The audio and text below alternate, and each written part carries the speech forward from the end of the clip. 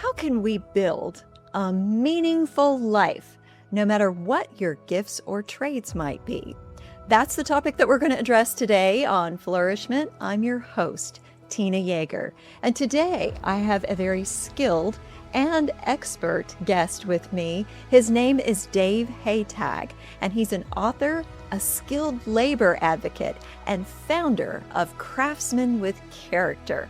Welcome, Dave. I'm excited about this very important and little discussed topic.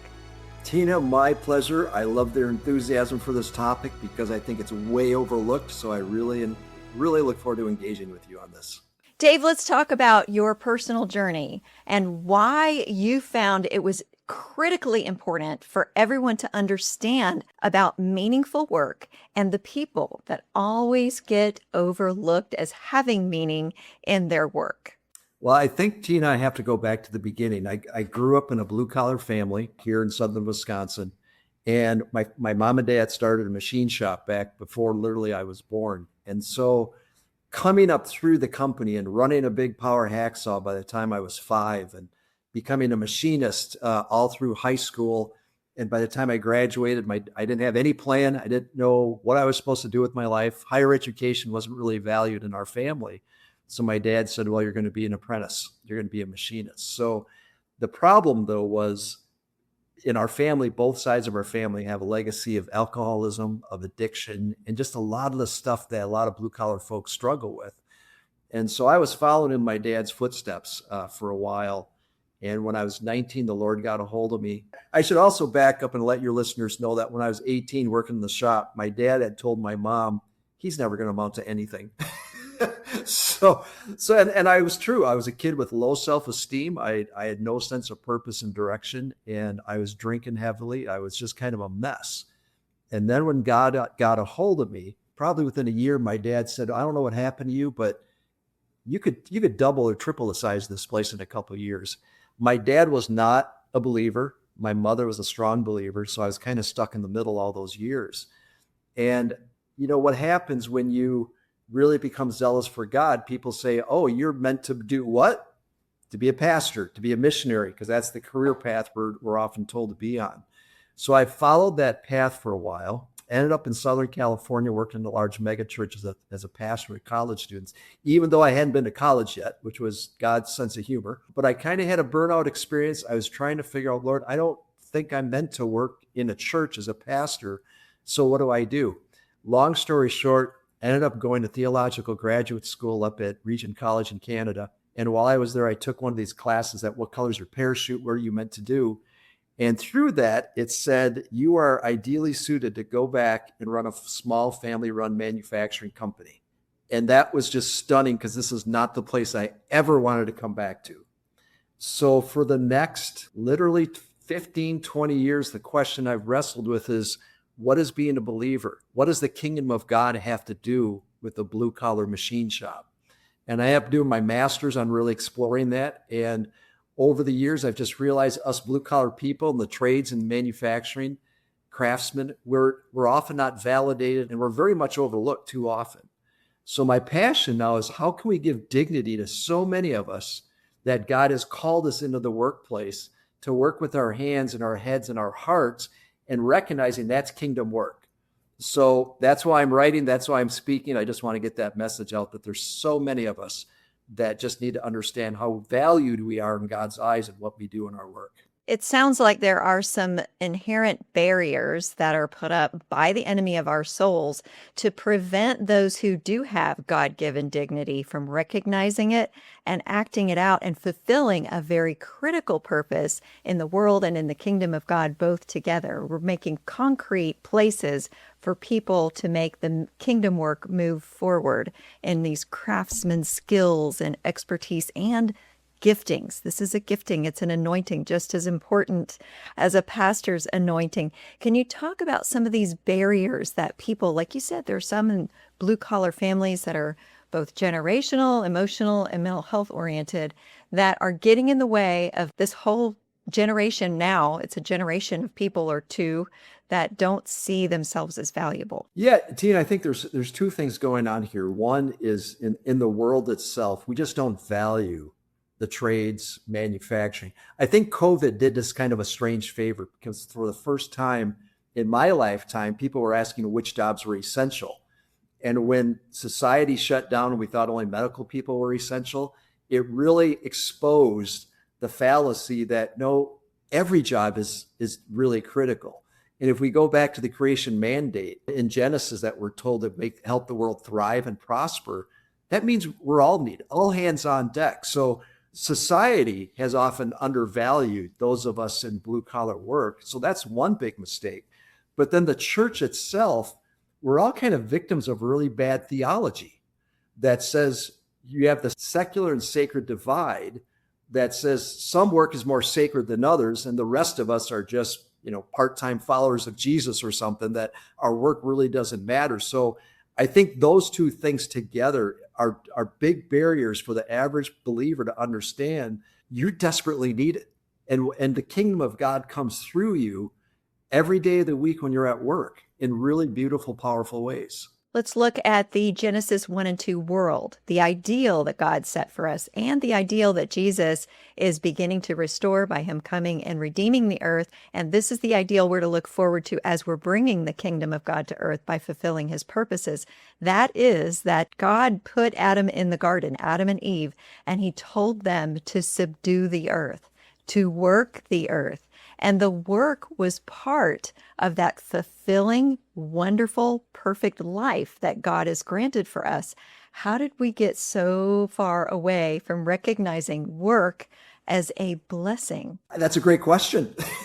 Because, obviously we talk about the fall, and I think too often we think, the work is thistles and thorns, but that doesn't mean the work itself was bad. That means it's just going to be harder, it's going to be laborious, and we're going to have challenges to it.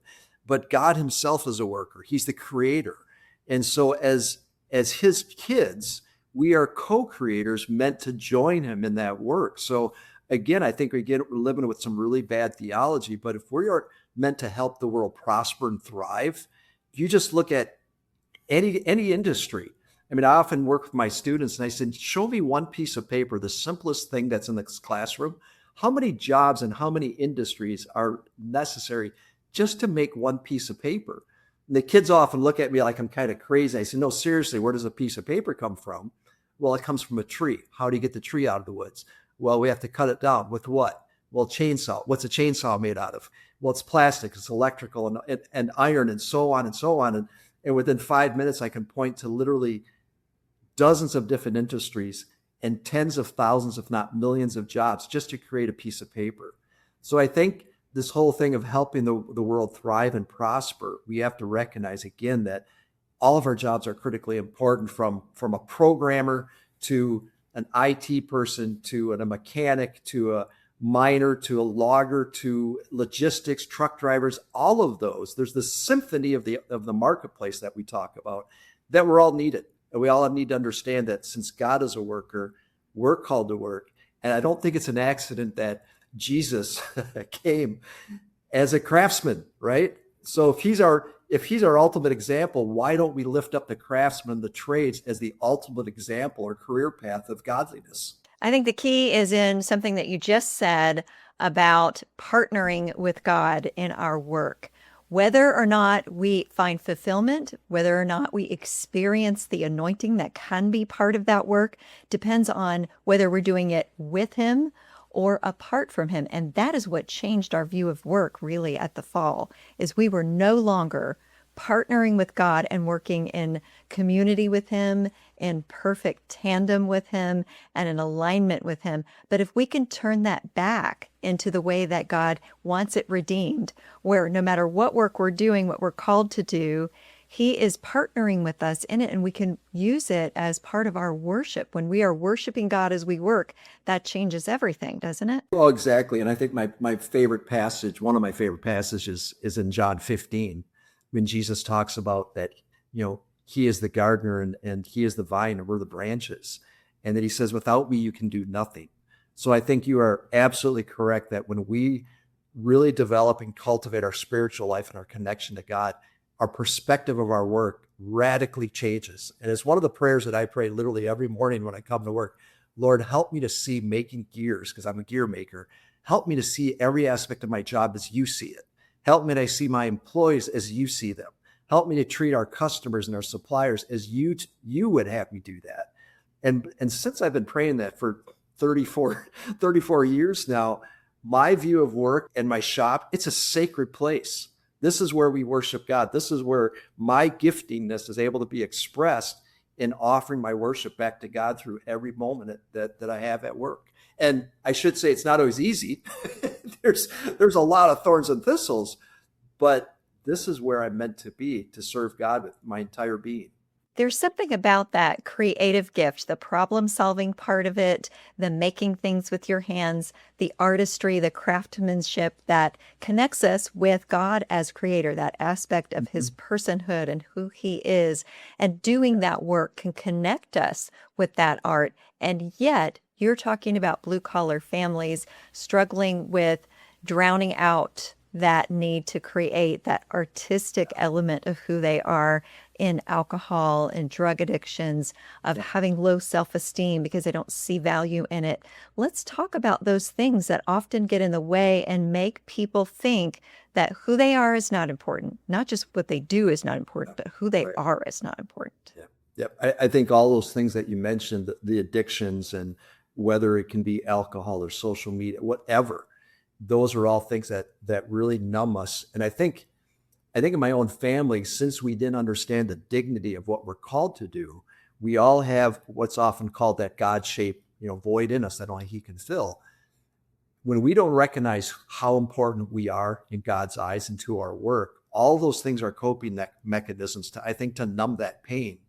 Because so many people I know that they want to make a difference. They want to have a sense of purpose. And when the church and when society tells them that just because you're working in a factory or working with your hands, you don't matter, that's just death to our souls, right? And so that message that you are important, that God wants to work in and through you, that's really the cure to me, and that connection to God for so many of the addictions that I know my own family has struggled with. It's a comparison mindset, which is very worldly, and it's very much from the enemy. We are taught to believe some people are more important than others, but that isn't actually true. And the people that God sees as important in Scripture actually point to craftsmen, doesn't it? Oh, absolutely. As you and I were talking earlier, the only two people, and you can look this up in the Old Testament, that are said to be truly filled with the Spirit of God are the two craftsmen called to build the temple, Bezalel and Oholiab. And I just love that. And when you read that, it says that the Spirit equipped them to train and teach so many other craftsmen. And the craftsmen were the ones that were trusted with the money and the resources. And I just love that because it really affirms, that us as craftsmen are so valuable in God's eyes. I teach this course called Craftsmen with Character for high school students, and I introducing them to the world of trades and manufacturing. And these are often the at-risk kids, blue-collar kids. They don't do well in a lot of the traditional classrooms, but the shop classes are their happy place. But they often come in beat down, low self-esteem because they've been told over and over, well, you're not good at tests, you're not going to a four-year university, so we really don't know what to do with you, and you really don't matter. One of the messages I give to the kids constantly is, you are some of the smartest kids on the planet. And at first they look at me like I'm crazy. And over the course of a semester, I said, no, but think about it. You guys are all smart, and girls, you're smart in different ways. You can tear apart a diesel engine. You can create stuff. You can problem solve. You work and you think through your hands, and you're brilliant. And over the course of the semester, when the kids start understanding, like, I am important and I am smart, it changes their whole trajectory and their whole mindset and the sense of how they view the world and how they view themselves. So again, we come back to, how does God view craftsmen and craftswomen and how we interact? I think we're way up there in his eyes. And you have a whole book and, as you said, a course, a coaching program about this. Tell people where they can find that and access that for themselves or people that they care about. Wonderful. So we have a website. I have a 501c3 nonprofit that I started up called Craftsmen with Character. And you can just look that up. It's online anywhere. We have a great website that explains what we do. We help students partner with businesses. We help businesses work with their employees on the character part of it. So again, craftsmanwithcharacter.org. Then I'm also on LinkedIn. You can find me, davehataj.com. I have a website. And I've been having fun doing some really fun posts to help people think lately. How do you view your work? How do you view the world? How do you view God? And so again, LinkedIn, Facebook. I'm also started on Substack, and I'm even on Reddit, which is kind of an interesting experience because people on Reddit can sometimes be a little bit snarky. But I enjoy them because they're honest. On a little side note, I think too often as believers, we run away from some of these places that God really wants us to be present in. And so I'm really kind of having a lot of fun trying to engage folks and help them rethink about how they view themselves and God at work. So thank you for that, though. I hope that all of you listening were enlightened about the value and critical significance of work and those who are workers at all different trades and in all different giftings. And of course, I also hope that you will come back for the next episode of Flourish-Meant.